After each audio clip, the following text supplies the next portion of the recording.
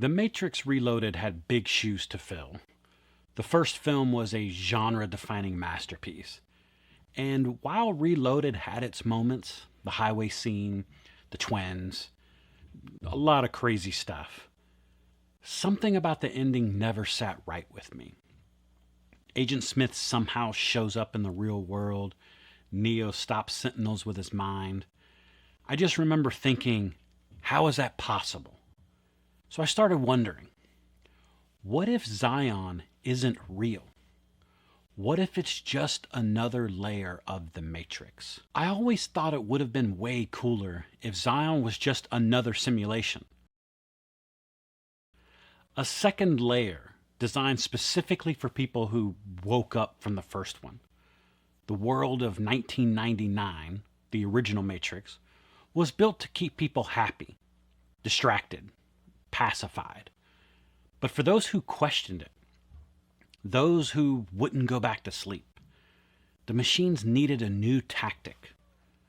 So they gave them resistance. They gave them Zion. And if you think about it, that makes sense. In the first movie, we're told machines originally gave humans a utopia, a perfect world, and the human mind just couldn't accept it. People kept waking up from it. So they dialed things back, gave them a flawed reality instead. But what about the people who still didn't buy it? The ones who saw through the lie? For them, the machines offer another illusion. The illusion of freedom. A grungy underground city. A war to fight. A cause to believe in. It's brilliant. In a twisted way. They're not controlling people through comfort anymore. They're controlling them through resistance. Even the architect hints at this. He tells Neo that Zion has been destroyed and rebuilt multiple times. It's part of the system, a cycle that repeats every time the one appears. Neo's supposed to go back to the source, reboot the Matrix, select a handful of survivors, rebuild Zion all over again. So when Neo does not follow that plan in Matrix Revolutions, when he defeats Smith, makes a truce with the machines, it raises the question, was the architect lying? Or was he just doing what he was programmed to do? The Oracle even says it. Maybe he just doesn't know. Maybe he's just another cog in the system, serving his function in yet another layer of control. Okay. Here's where my theory takes a turn. I think the whole Messiah story, all that chosen one stuff, it gets in the way of a much cooler idea. What if Neo isn't a prophesied savior?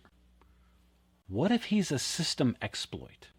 Not Jesus, but a zero-day vulnerability. A glitch in the code the machines just couldn't anticipate. Something that doesn't fit their models. That would explain why they fear him so much, and why his powers don't just stop at bending spoons. He starts peeling back the layers of the simulation itself. Even in Zion, he can sense Sentinels. He can stop them. He can see Agent Smith as a golden light, almost like seeing the source code underneath the surface. And if Zion is still the Matrix, that all makes perfect sense. It also reframes the entire trilogy in a darker, more compelling way. If Zion is just another Matrix, then even the Resistance, Morpheus, all the struggle is still part of the system. And that's terrifying. Because now you're not just trying to break free from one illusion. You're trying to break free from layers of control. And every time you think you're awake, you might just be in another cage. So that's it. That's my theory. Zion, not freedom. It's just a sandbox for rebels. Neo is not a messiah. He's a glitch, a crack in the architecture that the machines just couldn't seal up. And honestly, that's the version of the trilogy I choose to believe. It's darker, it's more cynical, but it makes way more sense. And to me, it's way cooler. So let me know. Do you think Zion's in the Matrix? Have you woken up to that idea? All right, leave me a note in the comments and we'll talk about it.